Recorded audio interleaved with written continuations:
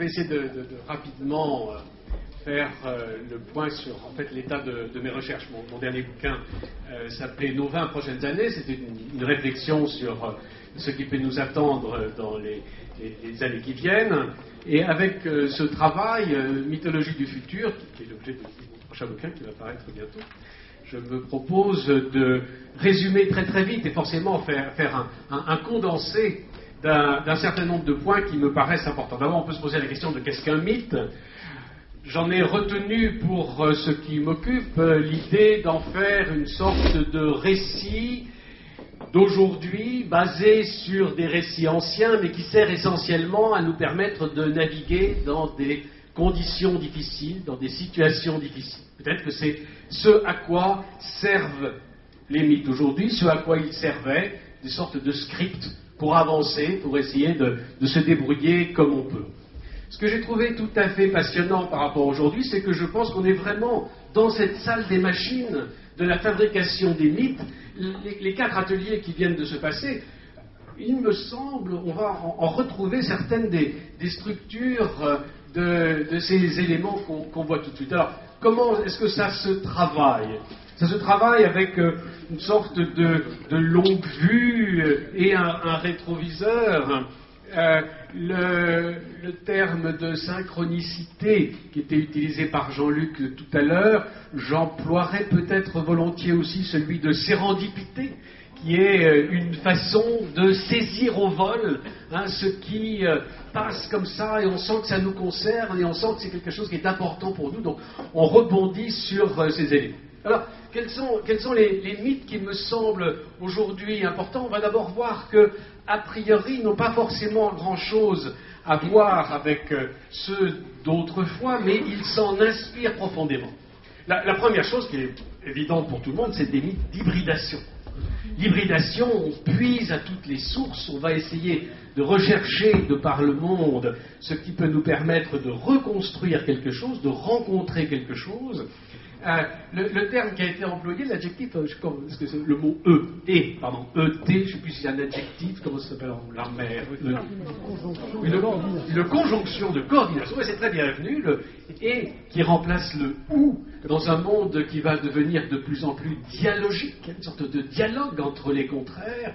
On est vraiment là dans quelque chose qui est là pour nous inspirer à partir de quelque chose qui sera fondamentalement un métissage du monde. Alors, un métissage à travers des notions plus ou moins effrayantes dans un premier temps, mais on va le voir, les artistes sont là vraiment à l'avant-garde des choses. Les artistes sont là, ils défrichent pour nous le chemin sans aucun doute. Et je rentre de Shanghai où cet immense Confucius était là, il était dans une galerie d'art et il était dans une flaque d'eau. Est-ce qu'il émergeait de la flaque d'eau ou est-ce qu'il se noyait dans la flaque d'eau ? C'était la question sans réponse qui était proposée par l'artiste tel qu'il était là. En tout cas, on est dans un monde où ailleurs nous semble plein d'effervescence. Je viens justement par rapport à Shanghai de faire un tour du monde pour essayer de voir où en est la jeunesse d'aujourd'hui. Et j'ai trouvé des choses fabuleuses dans cette jeunesse d'aujourd'hui, profondément inspirée au niveau local. Ça a été dit vraiment dans la journée aussi. Je veux dire, j'étais à Pompey, je rentre de Jeddah, où j'ai fait des travaux avec des dames toutes en voile noir, qui petit à petit, dans la journée, finissaient par enlever le voile, ne dévoilant que du Gucci ou du Prada, bien entendu. Mais il y avait ce monde-là qui était là. À Mexico, les jeunes filles disaient, mais nous sommes aztèques, nos origines sont aztèques. À Jeddah, donc, elles disaient, nous sommes bédouines. Donc il y avait cette hybridation, ce métissage avec leur passé qui était extrêmement puissant. Chez nous, est-ce qu'il n'y a pas cette tentation profonde du mariage entre l'Occident et l'Orient, c'est-à-dire qu'il y a quelque chose de puissant qui passe probablement par la Chine aujourd'hui, demain ce sera l'Afrique, l'Amérique latine est là, qui est en train de frapper aux portes. J'ai cru entendre que la notion de troc était aussi quelque chose d'important. Or, le troc, il est là aussi dans cet échange au-delà du monétaire, dans les échanges d'imaginaire qui se passent entre les mondes, jusqu'à créer probablement des nouveaux profils d'individus, des profils que on pourrait peut-être appeler, le terme est horrible, mais intervidus, hein, c'est-à-dire en fait la prise de conscience que nous appartenons véritablement à une même espèce, que nous allons dans une même histoire, et que c'est ça qui nous fait aller de l'avant. Mais ça, c'est des métissages et c'est des hybridations sociétales, psychologiques. Il y a un autre type d'hybridation extrêmement puissant qui est en train de se manifester à travers la technologie, à travers le transhumanisme. Alors on pourrait discuter pendant des heures du transhumanisme. Grosso modo, le transhumanisme, c'est une façon d'espérer, de croire que les technologies vont nous sauver et que nous serons sauvés du cancer par les nanotechnologies et que peut-être, sinon l'immortalité, au moins on pourra vivre plus longtemps à partir de ça, c'est la singularité. Les transhumanistes, H+, c'est le truc à la mode en ce moment. Les transhumanistes estiment que dans 30-40 ans, la singularité nous permettra d'avoir la puissance du cerveau downloadée dans les ordinateurs. Et si notre cerveau et l'ensemble de notre capacité humaine est dans l'ordinateur, c'est l'immortalité, car nous pourrons, par une clé USB, passer notre cerveau d'un ordinateur à l'autre, d'un monde à l'autre. C'est pas forcément très excitant à voir comme ça. J'ai récemment discuté avec l'école française de transhumanisme en leur disant que c'était un petit peu refroidissant. Ils sont en train d'essayer de précisément s'humaniser et d'essayer d'apporter quelque chose d'un peu plus chaleureux au monde. Et pourquoi pas, on verra. Mais c'est vrai que pour l'instant, ils sont un petit peu effrayants et ils n'ont pas encore misé tout à fait sur la bonne carte. Il faudra qu'ils s'en sortent. À côté de ces mythologies d'hybridation, d'autres sont là, plus sournoises, qui nous attendent, que j'appelle des mythologies de dissimulation. Quelle est la vérité? Où sont les choses réelles? Où sont les choses profondes et qui comptent? Est-ce qu'on n'est pas dans un monde où on surfe sur l'écume des choses pour ne pas avoir à aller trop loin? Est-ce que cette légèreté que nous attendons, finalement, on voit, il y a des bouts, Barico a écrit un bouquin sur la légèreté du monde, etc., dans lequel on a besoin aussi de prendre du recul, d'être à l'écart. Est-ce que cela va handicaper notre compréhension du monde? Cette dissimulation est importante, d'autant plus qu'on sent aussi monter des nouvelles gnoses, de l'ésotérisme, des sectes, etc., qui sont en train d'essayer de nous proposer des types de discours, quelquefois, disons, marginaux, dans lesquels notre raison a du mal à suivre. Et justement, du mal à suivre parce que ce savoir relatif, où est la vérité?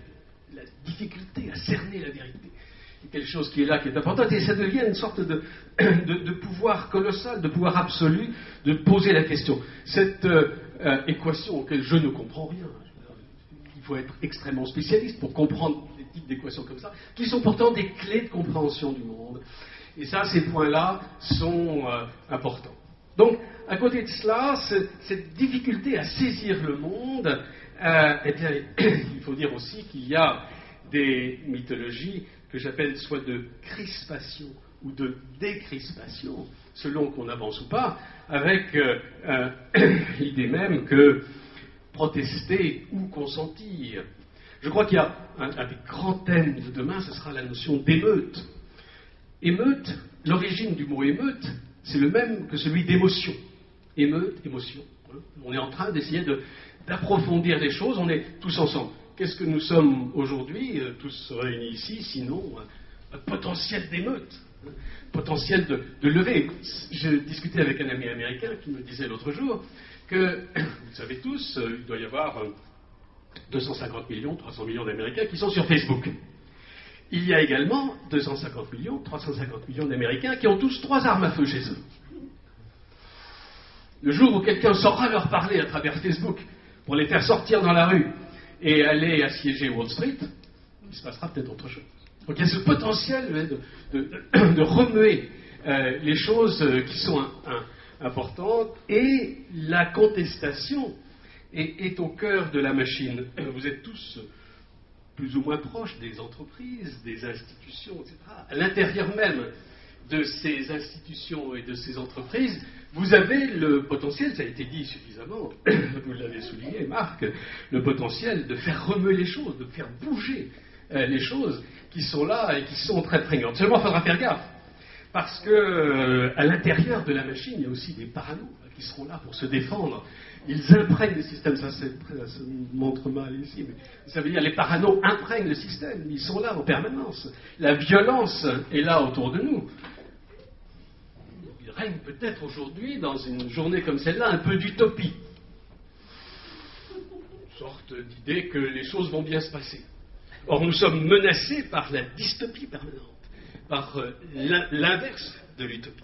Donc ces choses-là sont importantes à avoir en tête. Moi, je suis personnellement profondément optimiste sur le monde, mais je me demande si ce ne sont pas que mes gènes qui me le disent. C'est difficile de savoir autrement, hein. Mais les paranos sont là. Alors qu'est-ce qu'on fait pour ça, pour s'en sortir? Pour s'en sortir, on provoque. Je n'ai pas trouvé de photo où cette femme pouvait, en plus de ce verre de vin, de son gros ventre, avoir un cigare à la main, où elle pourrait aller jusqu'au bout de sa protestation contre le politiquement correct des choses. Ces éléments-là sont importants. Voir des personnages... Dommage, ça ne rend pas tout à fait la nudité absolue du bonhomme, qui est vraiment dans une sorte de posture qui est, c'est vraiment quand je veux, où je veux, je fais ce que je veux et je vous emmerde. Et donc ça, c'est une des postures du monde d'aujourd'hui, ça fait partie de ce que l'on va construire. Et donc, sans doute, dans quelque chose qui est de l'ordre de l'accélération que l'on vient de voir là, il faut aussi envisager ce que j'appelle donc des mythes de décélération. La première qui m'a vraiment frappé ces dernières années, c'est la fête des voisins et le concept de banquet. Le banquet, c'est vraiment le moment où l'on se pose, c'est le moment où l'on s'expose aussi. Les banquets aussi ont été à l'origine d'un certain nombre d'émeutes. Mais il y a beaucoup d'émotions dedans.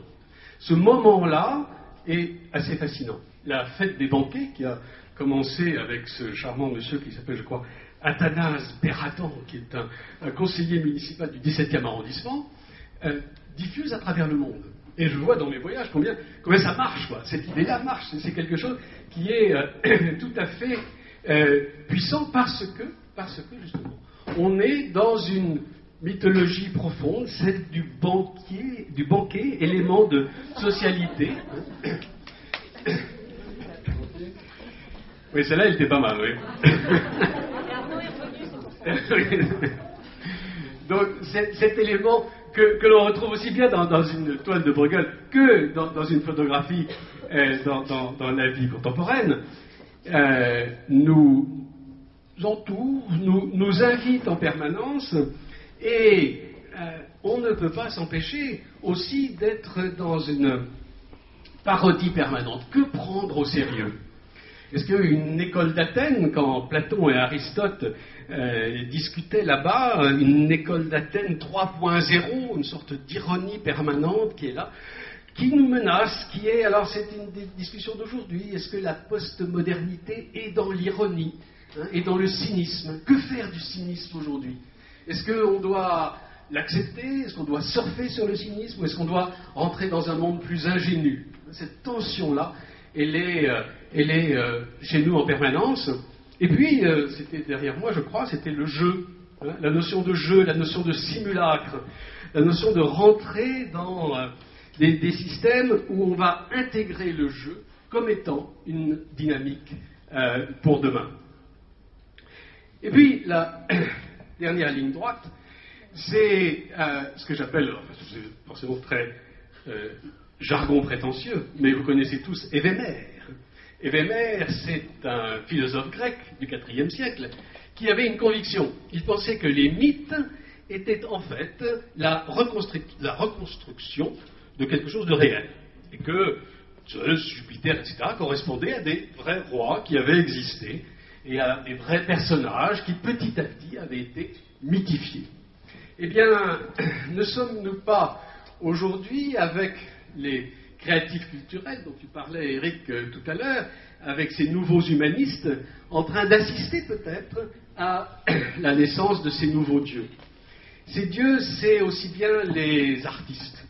J'ai pris cette photo au Queens, à New York, au PS1, qui est une sorte de beaubourg local, à côté de New York, dans le Queens, dans lequel ces artistes vont reconstituer des danses style mystère d'Éleusis des anciens Grecs, et dans lequel chacun de nous, spectateurs, nous pouvions entrer, jouer ce jeu autour de ça. Des points importants. Autre créatif contemporain, la résurgence des chamans d'autrefois, les exorcistes, les gens qui sont là pour essayer de pousser les choses dans leur retranchement. Là encore, il y a probablement des histoires à raconter pour demain.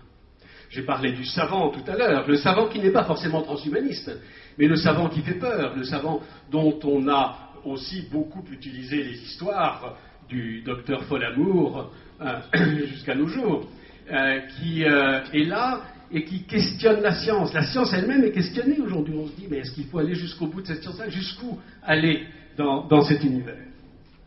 Et Dieu merci, un mythe formidable, c'est celui de la pirate. La pirate, c'est Lilith. Lilith, c'est la première femme d'Adam. Lilith, c'est celle qui était là avant Ève et qui était la révoltée, qui était celle qui était capable de tout foutre en l'air et de régénérer le monde, considérant que Ève était une petite sotte sans intérêt. Elle a quitté Adam pour aller épouser Lucifer. Des histoires qui sont torrides et en même temps qui sont celles du monde d'aujourd'hui. Alors à côté de cela, il faut des philanthropes. Les philanthropes d'aujourd'hui, c'est des Bill Gates, si vous voulez. C'est des Bill Gates qui, à l'instar des princes du Moyen-Âge, de la Renaissance, sont en train d'essayer de sauver le monde. Mais le vrai mythe, à mon avis, qui nous entoure aujourd'hui, c'est celui du trickster.